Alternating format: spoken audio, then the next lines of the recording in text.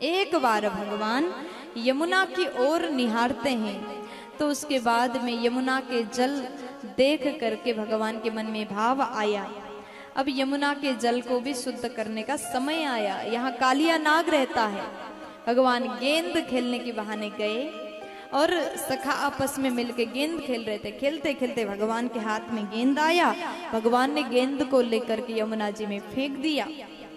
सखा रोने लगा, मेरा गेंद तुमने कैसे फेंका? भगवान कदम के वृक्ष पर चढ़े और वहां से यमुना जी में प्रवेश करते हैं। नाग पत्नियों ने खूब समझाए। भगवान बोले आया हूं तो कालिया को मार के जाऊंगा।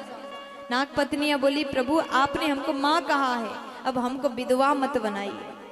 जैसे भगवान ने चरण प्रहार कालिया के ऊपर किया, कालिया कहता है कि तुम आ गए हो और यहाँ से बच के नहीं जाओगे।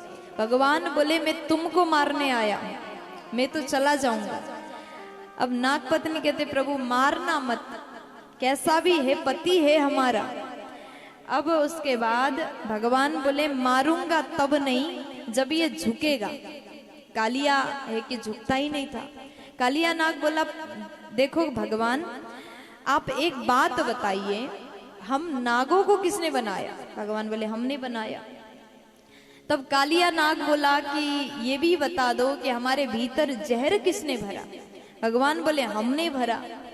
तो कालिया कहता है तो हम क्यों झुके, क्योंकि यहाँ पर दोष हमारा है ही नहीं, गलती सब आपने किया है।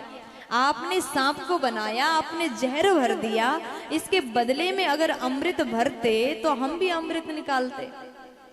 भगवान को भी लगा गलती हमारी ही है। अब कालिया नाग जैसे इतना कहता, भगवान उसके सामने कुछ नहीं बोले। तो उसके बाद में भगवान ने कहा कि देखो मैं तुमको बता रहा हूं, यहां से चले जाओ। कालिया बोला कि प्रभु अगर हम जाएंगे तो आपका वाहन गरुड़ हमको मार लेंगे, खा लेंगे। भगवान बोले अब गरुड़ से डरने की आवश्यकता नहीं, क्योंकि तुम्हारे सिर पर मेरा पद चिन्ह है। अब तुमको गरुड़ जी नुकसान नहीं पहुंचाएंगे, तुम्हें प्रणाम करेंगे। अब कालिया नाग जैसे इतना सुना, भगवान को यमुना के जल से बाहर निकाला।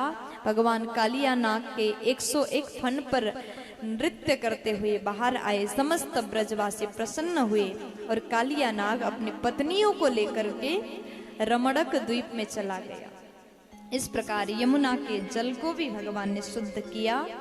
बोलिए यमुना मैया की।